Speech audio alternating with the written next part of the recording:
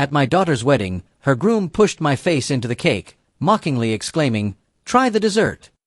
Anger boiled up as the icing dripped down my chin. I immediately thought of my diabetes. Then one of the guests pointed at me and exclaimed, "He's a billionaire." The groom's smug smile disappeared. His face turned pale. He had made a mistake, and now he would pay for it. Before we continue, please subscribe to the channel and write in the comments what time it is where you are now. Because nothing says family bonding quite like crowdsourcing your global audience whilst your offspring plots your demise. Now, I should probably explain how we arrived at this rather sticky situation, shouldn't I? It all began, as these things so often do, with the best of intentions and the sort of family dinner that makes you question whether natural selection might have missed a trick somewhere along the evolutionary line. "Of course, we understand your financial limitations," Eldon Whitaker had said, slicing through my sentence about wedding venues like a particularly sharp knife through warm butter. The crystal chandelier above our table seemed to dim at his words, as if even the lighting had developed a sense of social embarrassment. Conversations at nearby tables continued their gentle murmur, but ours had fallen into that peculiar silence that follows what I can only describe as a verbal execution, the sort where everyone pretends not to notice the blood on the carpet. Priscilla's fork had paused halfway to her mouth, suspended like a conductor's baton mid-symphony. Urban smirked behind his wineglass in that way young men do when they think they're terribly clever. And Megan, my dear Megan, her face had flushed crimson, which rather clashed with her lovely dress. I'd been explaining, quite innocently, how beautiful outdoor ceremonies could be, mentioning a park pavilion I'd spotted during one of my walks. Simple, elegant, apparently too simple for the Whitakers' refined sensibilities. "Dad makes things work with what we have," Megan said quickly, her voice pitched higher than a soprano's top note. "He's always been resourceful." There's that word again, resourceful. It's what middle-class people say when they mean poor but trying, rather like saying someone has a lovely personality when they're built like a garden shed. Resourceful. Eldon savored the word as if he were tasting a particularly fine claret. That's one way to put it. The waiter approached with that practiced invisibility they teach in the finest establishments, refilling water glasses whilst pretending not to hear the social carnage unfolding at table 12. I watched the crystal catch the light, wondering idly how much this dinner was costing per minute. The menu had displayed no prices, which is never a promising sign, rather like those restaurants where if you have to ask, you probably shouldn't be there. When we'd ordered, I'd chosen the salmon whilst everyone else selected aged steaks that probably cost more than most people's weekly shopping budget. But then again, I've always been practical about such things. "Don't worry about the wedding expenses," Priscilla had said, her smile as sharp as her diamond earrings. "We completely understand your situation." She'd pronounced the word situation as if poverty were a medical condition requiring sympathy, the sort of thing one discusses in hushed tones, like hemorrhoids or a particularly embarrassing rash. Urban had leaned back in his chair, expensive fabric stretching across his chest like a peacock displaying its plumage. "We've got connections with the best venues in the Hamptons," he'd announced. "The Grand Pavilion, specifically. You probably haven't heard of it." I hadn't, I'd admitted, which seemed to please him enormously. $50,000 minimum, just for the space," he'd said casually, watching my reaction like a cat watches a particularly interesting mouse. "But don't worry about contributing, Theodore. We've got this covered." The gift box in my jacket pocket had felt heavier at that moment. Inside was a vintage locket I discovered at an estate sale, genuine Victorian silver with space for 2 photographs. Beautiful, meaningful, and precisely 37 pounds. Suddenly, it had felt rather like bringing a butter knife to a sword fight. Megan had touched my arm. "Dad, you don't have to."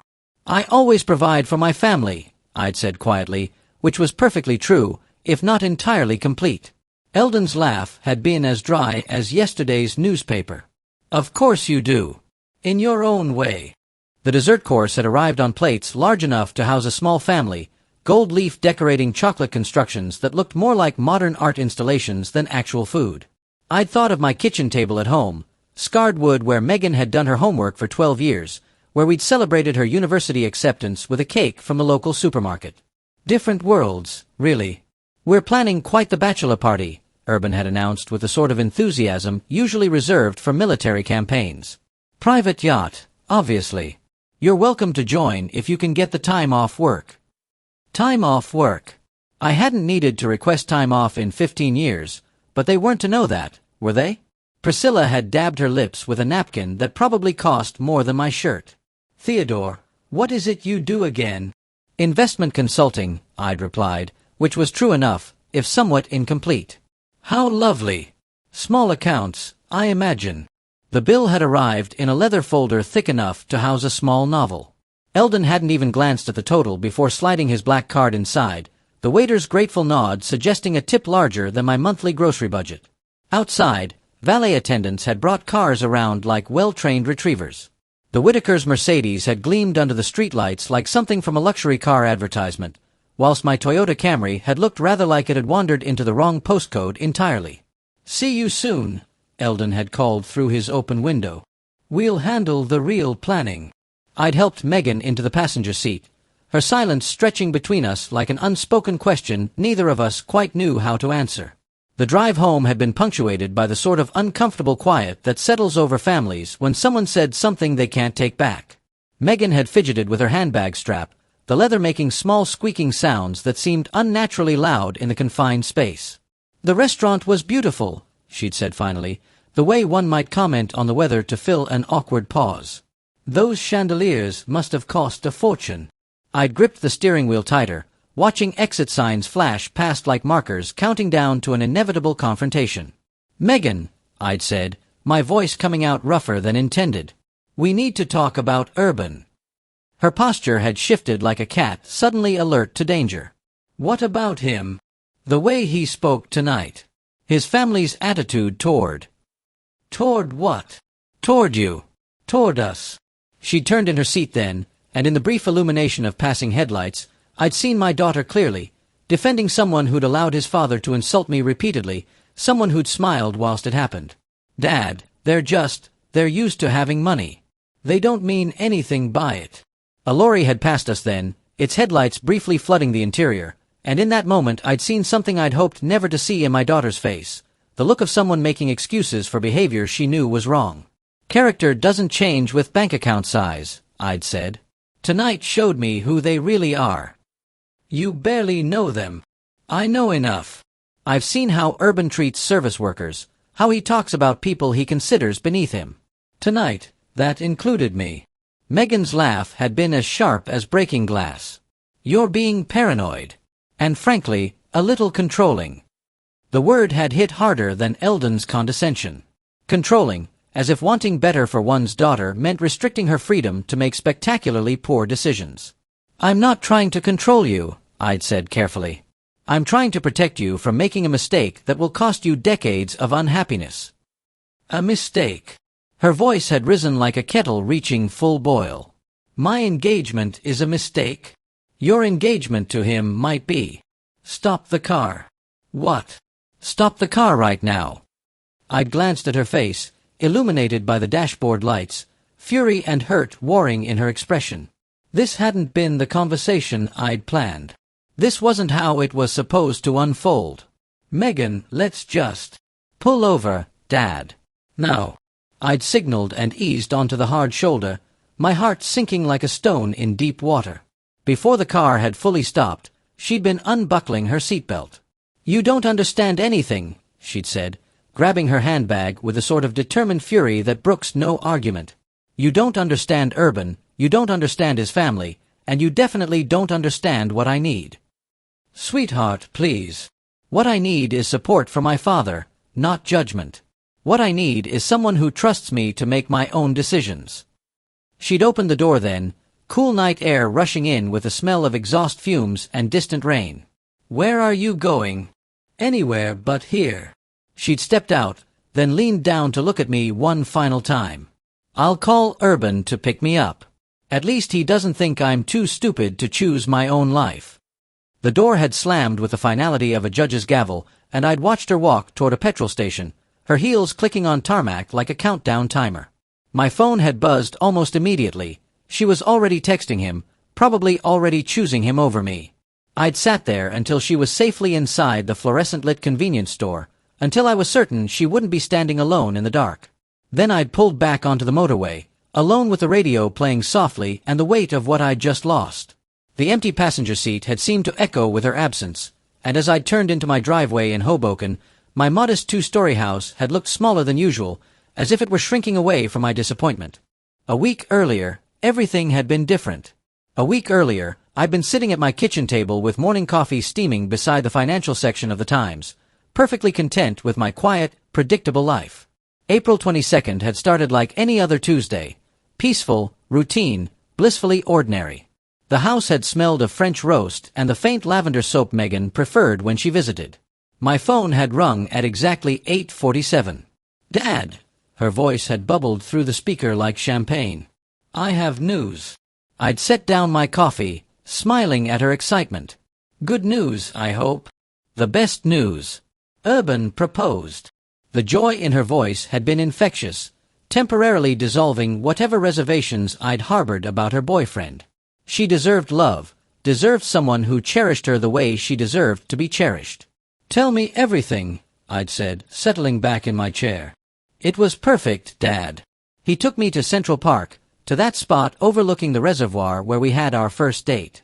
Got down on one knee right there on the path, with joggers and dog walkers as witnesses. The ring is gorgeous, a princess-cut diamond that catches light like mad. I'd pictured it then, my daughter's face glowing with happiness, surrounded by strangers who'd probably applauded because that's what decent people do when they witness joy. "I'm so happy for you, sweetheart. There's going to be an engagement dinner next week. You'll get to meet his parents properly. They're wonderful people, Dad. His father built their business from nothing. He'll probably have lots to talk about with you." That's when I'd made the decision that led to this evening's disaster. "Megan, before we meet them, I need to ask you something. A favor. Anything." I'd stood up then, pacing to the window that overlooked my neighbor's perfectly ordinary lawn. "I'd like to keep my financial situation private. Let them think I'm just a regular working person." Silence had stretched between us like a held breath. "Why would you want to do that?" "Because I want to know who they really are. Money changes how people treat you, how they see you. If they think I'm wealthy, they'll put on a performance. If they think I'm ordinary, if they treat you badly, they'll treat me badly," she'd finished for me. "And if that treatment is bad, then we'll know exactly who we're dealing with." She'd been quiet for a long moment, processing. "Dad, that's a little manipulative, isn't it?" "It's practical. Real character shows when people think there's nothing to gain from kindness." Now, sitting in my driveway with the confrontation fresh in my memory, I'd wondered if I'd been right or simply stubborn. My modest home had sat quietly around me, 3 bedrooms, 2 baths, nothing remarkable. The portfolio statements in my desk drawer told a rather different story, but those numbers had never mattered much to me. Inside, family photographs had lined the hallway like a timeline of happiness. Megan at her university graduation. Megan on Christmas morning, surrounded by sensibly priced gifts. Megan laughing at some joke I'd made, her face bright with uncomplicated love. I'd climbed the stairs to my bedroom, each step feeling heavier than the last. Tomorrow would bring the first day of what I feared might be a very long silence between us. I'd asked her to hide my wealth, and in return I'd lost the only thing that truly mattered. The irony hadn't been lost on me. In trying to protect her from people who valued money over character, I'd driven her directly into their arms. The following 30 days had passed with a sort of grinding inevitability usually reserved for dental procedures or tax investigations. Each morning had brought the same routine: coffee at 6:30, newspaper by 7, checking market reports by 8, but without Megan's occasional calls or surprise visits, the house had felt like a museum of my own making. I'd left voicemails, of course. Careful ones at first. "Hi, sweetheart, it's Dad. Just wanted to say I love you. Call when you're ready." Short, respectful, not pushy, the sort of messages one leaves when trying not to appear desperate whilst feeling exactly that. By day 7, the messages had grown longer. "Megan, I've been thinking about our conversation. Perhaps I could have expressed my concerns differently. You know I want you to be happy, don't you? That's all I've ever wanted." Week 2 had brought desperation disguised as productivity. I discovered gardening with the enthusiasm of someone trying to dig their way out of regret. Megan had always loved my vegetable patch, We'd planted tomatoes together every spring since she was 8. Now I'd worked the soil alone, pulling weeds that seemed to multiply overnight like my worries. By week 3, I'd been organizing 20 years of photographs, finding hundreds of Megan at every age. Birthday parties, school plays, graduation day. In every picture, she'd looked at me with complete trust. When had that changed? The wedding invitation never came. Day 25, I'd driven past Megan's flat, not stopping, not stalking, just confirming she existed. Her car had been in its usual spot, which proved nothing except geography and the fact that I'd become the sort of father who drove past his daughter's home like a detective on a particularly depressing case. Day 28 had brought panic. Wedding shops, caterers, photographers, everything required final decisions. Was I excluded completely? Would I watch my only child marry someone I didn't trust without being present for the moment? Megan, it's Dad again. I know I've called rather a lot this week. Tomorrow is June 1st. I assume that's still your wedding day. I understand if you don't want me there, but I need to know. Please, just tell me if you're all right. My voice had cracked on that last message like an adolescent boy asking someone to the school dance. Day 30. I'd prepared dinner for one, simple pasta, the sort Megan and I used to make together on Sunday evenings. The table had felt enormous with only one place setting, the empty chair across from me a constant reminder of what I'd lost through stubborn principle. 6:45 in the evening. Tomorrow, somewhere in the Hamptons, my daughter would marry Urban Whitaker. I'd probably watch it happen through social media posts, assuming anyone bothered to include me in their feeds anymore. Then the phone had rung. After 30 days of silence, unexpected calls meant bad news. Emergency rooms, accidents, worst-case scenarios that haunt every parent's imagination like recurring nightmares. Megan had glowed on the screen. "Hello, Dad." Her voice had been smaller than I remembered, nervous. "Hi." I'd stood up so quickly my chair had scraped against the floor. "Are you all right? Is everything?" "I'm fine. I'm calling because tomorrow is," she'd paused, and I could hear traffic in the background, Urban's voice saying something indistinct. "The wedding is tomorrow." "I know. I want you there." Relief had hit like a physical blow. I'd leaned against the dining room wall, suddenly dizzy. "Thank you. I was hoping, but there are conditions." Of course there were. Nothing came easy anymore. "I'm listening." "You can't say anything negative about Urban. You can't make faces or comments or whatever that thing is you do when you disapprove." "What thing?" "You know what thing. That subtle eyebrow thing. The way you press your lips together." I touched my eyebrow unconsciously, wondering when my face had become so transparent. "Promise me, Dad. This is my wedding day. It needs to be perfect." Perfect. For her. I could manage perfect, or at least the appearance of it. "I promise. No comments, no faces, no disapproval. I'll be the model father of the bride." Her exhale had been audible. "Good. The ceremony starts at 4. The Grand Pavilion in the Hamptons. I'll text you the address." And so, the next morning, I'd found myself examining my navy suit with the sort of attention usually reserved for evidence at a crime scene. The same one I'd worn to that disastrous dinner, but today it would serve a different purpose. Today I'd walk my daughter down the aisle to marry someone I didn't trust. I'd smile and shake hands with people who'd spent an evening mocking my imaginary poverty, and I'd pretend everything was perfect whilst watching my only child bind herself to a family that measured worth in pounds sterling. But I'd be there. After 30 days of wondering if I'd lost her forever, I'd be there. Sometimes, I'd reflected, that has to be enough. The morning had dawned with the sort of perfection that makes you suspicious of the weather's motives. 72 degrees, light breeze, not a cloud in sight, the kind of day Megan had dreamed about since childhood, when she'd planned elaborate backyard weddings for her dolls with the sort of attention to detail that would have impressed a military strategist. I'd managed 3 hours of genuine sleep, the first peaceful rest in weeks. Hope, it turns out, is a rather effective sedative. The Grand Pavilion had risen from manicured lawns like something from a glossy magazine, the sort of place where even the grass looked expensive. Bentleys and Mercedes had lined the circular drive, their chrome gleaming like precious metal, making my Toyota look rather like a lost delivery van amongst thoroughbreds. A valet had approached with barely concealed surprise. "Sir, are you here for the Whittaker-Harrington wedding?"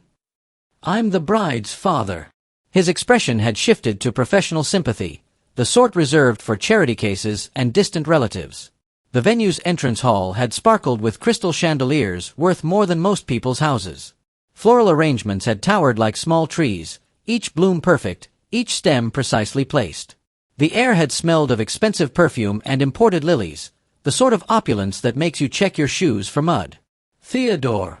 Priscilla's voice had carried across the marble foyer like a ship's horn. "Everyone, this is Megan's father." 20 well-dressed guests had turned to stare, their eyes taking inventory. Modest suit, department store shoes, gift that clearly wasn't from Harrods. Polite smiles had followed, the kind reserved for charity cases and necessary evils. The ceremony seating had revealed another calculated insult. Front rows had gleamed with Whittaker business associates and society friends, whilst I'd been directed to row 7, behind elderly relatives and plus ones. The father of the bride, relegated to the cheap seats like a tourist at the opera. During the cocktail hour, I'd caught a brief moment with Megan. She'd looked radiant in silk and pearls, happiness glowing beneath carefully applied makeup. "You look beautiful, sweetheart." "Thank you for coming, Dad. I know this isn't easy. It's your day. That's all that matters." She'd squeezed my hand. Urban's family means well. They're just particular about their traditions. Particular. Rather like saying the Titanic had a small leak. The dinner service had begun with theatrical flourish, waiters emerging in synchronized formation, carrying plates that belonged in art galleries. 5 courses, each more elaborate than most restaurant entrees. The wine pairings alone probably cost more than my monthly grocery budget. And then we'd come to the dessert station, where everything had gone spectacularly wrong. The wedding cake had towered 5 tiers high, surrounded by chocolate sculptures that belonged to museums rather than on dinner plates. I'd approached carefully, mindful of my perpetual position as outsider. "Can I help you select something, sir?" a waiter had asked. "Do you have any sugar-free options?" "I'm diabetic." Simple request. Medical necessity. Nothing embarrassing about managing a health condition responsibly. "Of course. We have fresh fruit, sugar-free chocolate mousse, and some lovely almond biscuits made with stevia." "That sounds perfect. The fruit, please." Behind me, conversations had continued, wedding guests comparing holiday homes and stock portfolios, the sort of chat I could afford but chose not to engage in. "What's that about diabetic options?" Urban's voice had cut through the background chatter like a saw through silk. He'd approached with slightly unsteady steps, champagne clearly affecting his judgment more than his ego. "I was just asking about sugar-free alternatives." "Sugar-free." His laugh had been too loud, drawing attention like a magnet draws iron filings. "Let me guess, you can't afford proper medical care either?" Conversations had paused, heads had turned toward our exchange. The elegant atmosphere had shifted, sensing drama the way animals sense earthquakes. "I manage my condition just fine." "Of course you do, with NHS visits and generic medication." Urban's voice had carried across the room now, performing for an audience. "But hey, at least you made it to the wedding, right? Even if you can't afford proper dessert." "Urban." Megan's voice had appeared behind us like cavalry arriving at the last moment. "What's going on?" "Just helping your father understand the dessert options," he'd said, that familiar smirk spreading across his features. Apparently, beggars really can be choosers when it comes to wedding cake. Beggars. The word had hung in the air like a curse, and 50 guests had gone silent, sensing something ugly about to unfold. "That's enough," Megan had said sharply. "Is it?" Urban had stepped closer to me, alcohol making him bold, cruel, honest. "Because I'm tired of pretending this is acceptable. Tired of watching your deadbeat father embarrass our family." "He's not embarrassing anyone. Look at him." Urban had gestured wildly at my modest suit, my careful posture, my simple presence amongst their luxury. "Look at this whole pathetic situation." And then his hands had moved, fast, decisive, drunk but purposeful. My face had hit the wedding cake with a sound like expensive fabric tearing. Frosting had filled my eyes, my nose, my mouth. 5 tiers of architectural sugar had collapsed around me, vanilla and chocolate mixing with shock and humiliation. The room had exploded into gasps, shrieks, nervous laughter. Someone's phone camera had flashed. Chairs had scraped against marble as people stood for better views of the social catastrophe unfolding before them. I'd straightened slowly, cake dripping from my hair, frosting sliding down my cheeks. The taste had actually been rather good, expensive vanilla with real butter, the sort of cake I could afford but would never order for myself. Through the sugary mess coating my eyelashes, I'd seen faces, shocked faces, entertained faces, disgusted faces, Megan's horrified face. "What have you done?" she'd whispered. Urban had stood there grinning, pleased with his performance, completely unaware that he'd just made the biggest mistake of his privileged life. The crack of Megan's palm across Urban's face had echoed through the stunned silence like a gunshot, red blooming across his cheek as he'd staggered backward. "How dare you?" Her voice had carried across the marble floor. "How dare you lay a hand on my father?" But then, and this is where our story takes a rather satisfying turn, a voice had boomed from across the room, cutting through the chaos like authority itself. "Enough." Charles Beaumont had risen from his seat at table 12, his silver hair catching the light from those ridiculous chandeliers. At 65, he'd commanded attention through presence rather than volume, the sort of man who'd spent decades in boardrooms making decisions that affected thousands of lives. "Ladies and gentlemen," Charles had announced, his voice carrying the weight of someone accustomed to being listened to, "allow me to introduce Theodore Harrington." Murmurs had rippled through the crowd like wind through wheat. Some of you may recognize him as the founding investor in Technova Industries. Several guests had straightened, suddenly paying attention with the sort of focus usually reserved for lottery numbers or medical test results. "Theodore," Charles had continued, his eyes finding mine across the frosting-covered chaos, "is one of Britain's most successful private investors. His portfolio includes early stakes in companies that transformed the digital landscape." The room had fallen silent except for the gentle gurgle of the chocolate fountain, which seemed suddenly absurd given the circumstances. "Current net worth." Charles had paused dramatically, clearly enjoying himself. "Well north of £1 billion." The room had exploded into whispers, heads turning toward each other, then back to me, then to Urban, whose face had drained of all color like water from a broken basin. "That's Theodore Harrington," a woman near table 8 had gasped. "The Technova Theodore Harrington. I knew he looked familiar. His investment fund's been legendary in the city for decades," another guest had added helpfully. "Wait," someone else had called out, clearly delighted by the unfolding drama. "The man who turned 5,000 into 4 million in 2 years? That Theodore Harrington." I'd straightened my frosting-stained jacket, meeting Charles's supportive gaze with a slight nod. Around us, recognition had spread like wildfire through the assembled crowd. Business connections, investment stories, whispered confirmations of wealth that made the Whitakers' 3 million look rather like pocket change. Urban's face had progressed from red to white to an interesting shade of green that rather clashed with his expensive morning coat. But he drives a Toyota," Priscilla had whispered to no one in particular, as if this fact somehow negated everything else. "He lives in Hoboken," Eldon had added weakly, clinging to the wreckage of his assumptions. Charles had smiled grimly. "Exactly. Theodore understands something your family clearly doesn't. Money doesn't define character. Character defines how you treat people regardless of their apparent financial status." The circle of guests had pressed closer, fascinated by the social catastrophe unfolding like a particularly gripping television program. Some had looked embarrassed for having witnessed the assault, others had seemed thrilled by the drama they'd stumbled into. Urban had opened his mouth several times without producing sound, rather like a fish pulled from expensive water.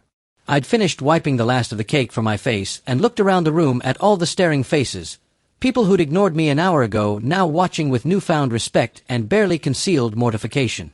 "Theodore, please."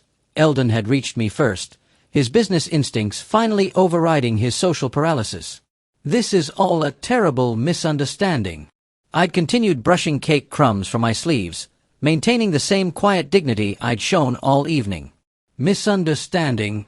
Your son just physically assaulted me in front of 200 witnesses.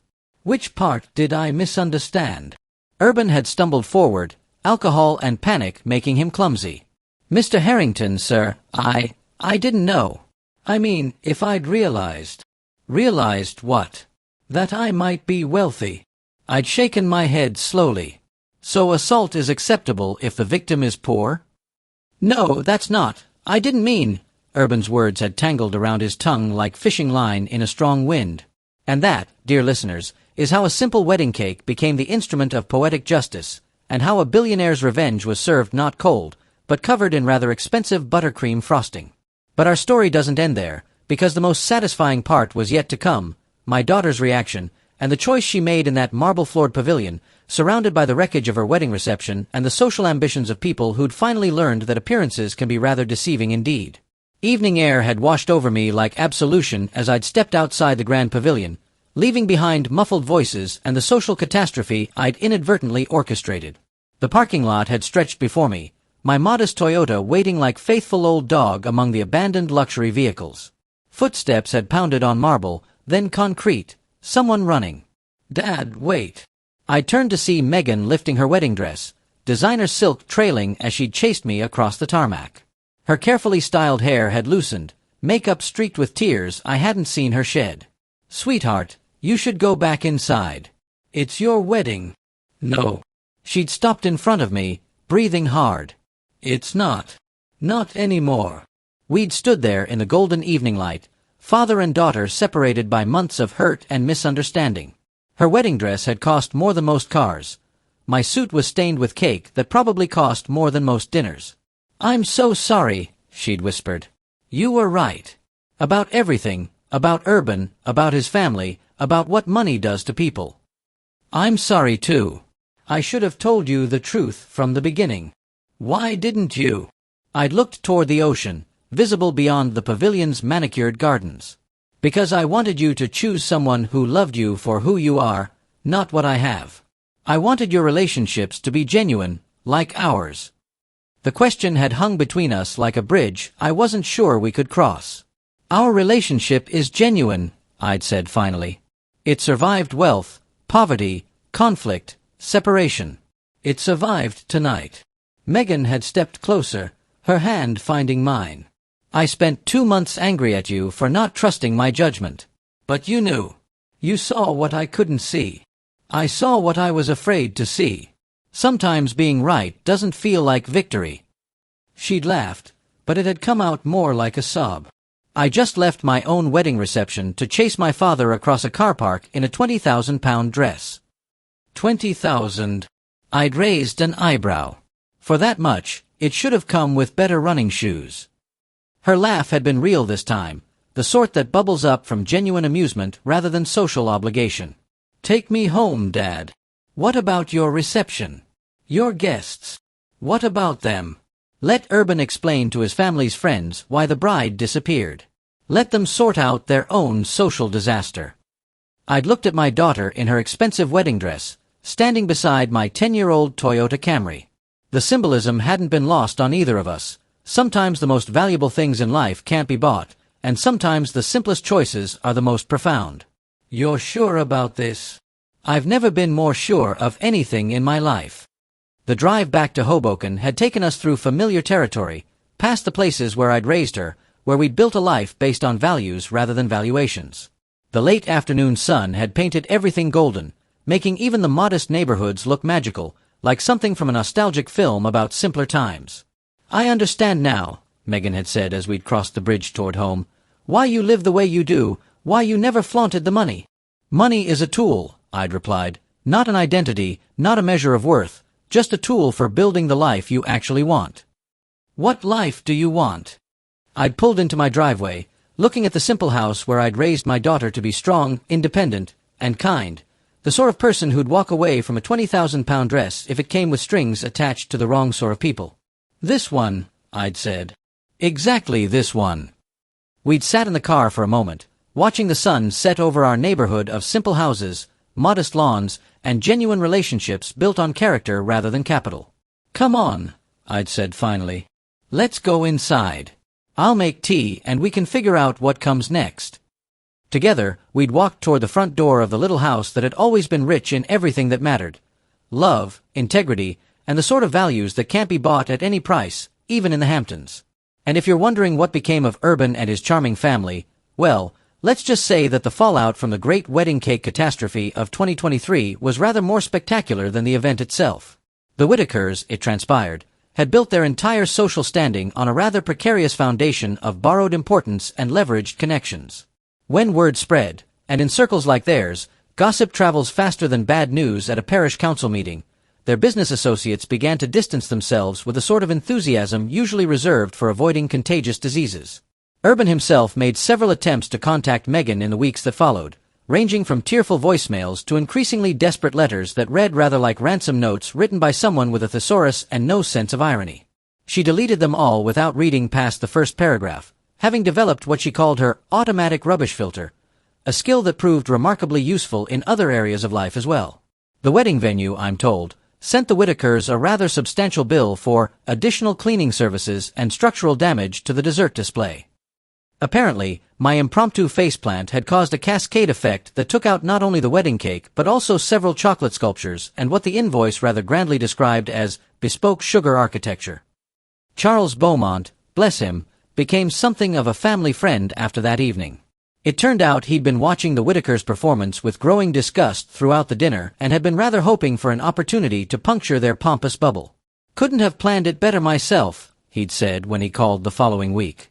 "Though I must admit, your face-first approach to cake demolition was inspired." Megan took a leave of absence from her job, not because she couldn't face the questions, but because she wanted time to reassess what she actually wanted from life.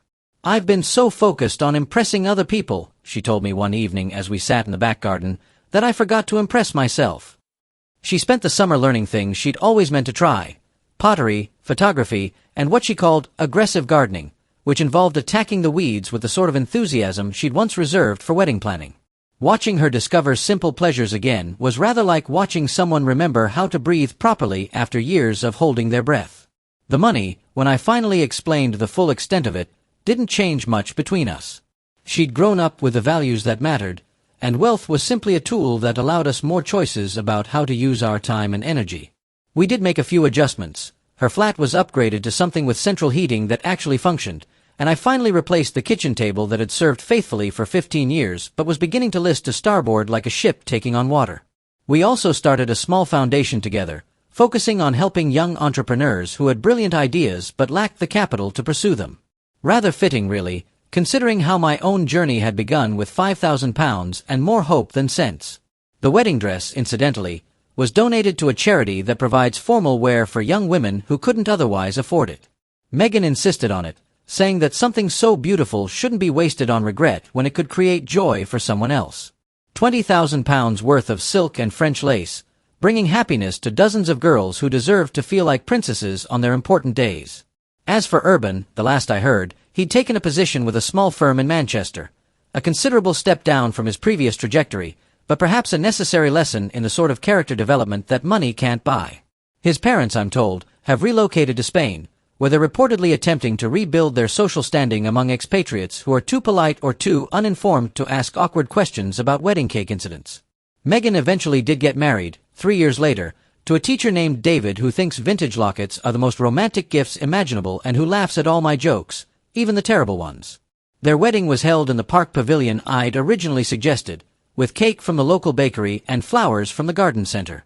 The total cost was probably less than the Whitakers had spent on napkins, but the joy was genuine, the laughter was real, and when David promised to love and cherish my daughter, I believed every word. Charles Beaumont gave her away, not because I wasn't capable, but because I was busy playing the piano.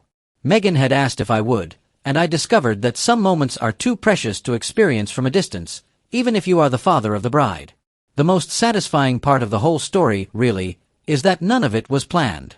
I hadn't set out to humiliate the Whitakers or to teach Urban a lesson about character. I'd simply tried to protect my daughter from people who measured worth in currency rather than kindness, and sometimes the universe has a rather lovely way of ensuring that the right lessons get learned by the people who need them most. These days, when people ask me about wealth and success, I tell them about a modest house in Hoboken, a daughter who chose love over luxury, and a wedding cake that taught an entire roomful of people that appearances can be wonderfully deceiving. Because at the end of the day, the most valuable things in life aren't the ones you can put a price tag on, they're the ones that remain precious no matter how much money you have or don't have. These days, when people ask me about wealth and success, I tell them about a modest house in Hoboken, a daughter who chose love over luxury, and a wedding cake that taught an entire roomful of people that appearances can be wonderfully deceiving. Because at the end of the day, the most valuable things in life aren't the ones you can put a price tag on. They're the ones that remain precious no matter how much money you have or don't have. And if that sounds rather sentimental for a billionaire's advice, well, perhaps that's exactly the point. The best investments I've learned aren't the ones that multiply your wealth. They're the ones that multiply your happiness, your relationships, and your sense that you've lived a life worth living. After all, you can't take it with you when you go, but you can certainly make sure that what you leave behind is worth having found. Now, if you'll excuse me, I have a garden to tend and a daughter to call, because some traditions are worth more than all the money in the world.